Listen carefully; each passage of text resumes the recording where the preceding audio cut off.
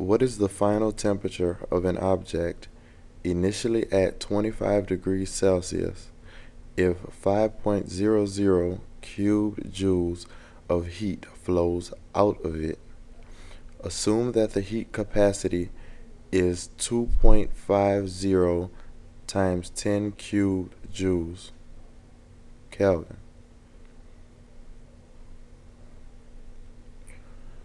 First of all, if heat flows out of the system, we expect the temperature of the system to drop, as long as no chemical or phase changes are happening.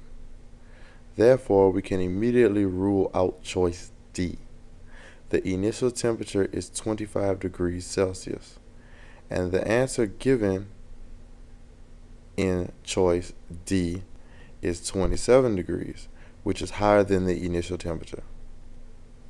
However, how do we figure out which of the choices A, B, and C is correct?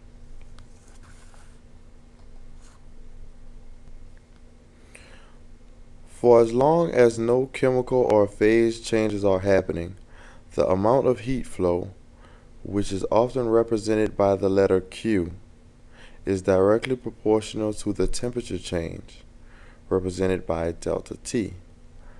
Mathematically, we express this idea by saying that Q is equal to a constant times delta T.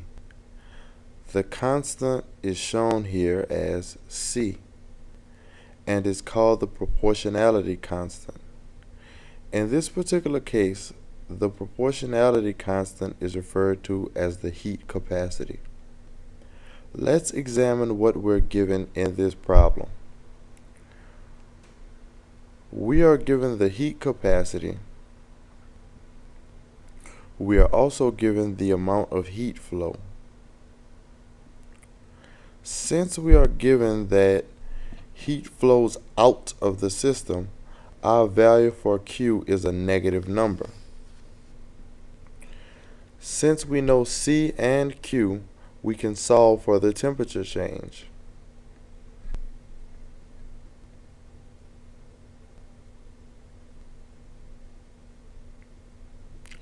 Delta T is equal to Q divided by C. Carrying out the indicated calculation gives us a value of negative 2.00 Kelvin, or negative 2.00 degrees Celsius. A negative value of delta T means a drop in temperature, as expected. Note that a temperature change of 1 Kelvin corresponds to a 1 degree change in the Celsius reading. We do not add or subtract 273 when converting temperature changes between Celsius and Kelvin. We express our calculated temperature change to 3 significant digits because both terms we used in the calculation has 3 significant digits. Before you rush to say that choice B is the correct answer, let's reread the question. We are being asked for the final temperature, not the temperature change.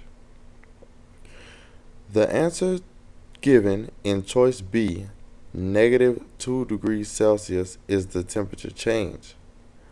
To get the final temperature, we add the temperature change to the initial temperature. Initial temperature is 25 degrees Celsius. Adding to that the change in temperature, which is negative 2.00 degrees Celsius, gives us a final temperature of 23.0 degrees Celsius. Therefore, the correct answer is C. Note that our initial temperature, 25 degrees Celsius, is given to the nearest tenth of a degree, and we calculated delta T to the nearest hundredth of a degree. Therefore, our answer should only be expressed to the nearest tenth of a degree.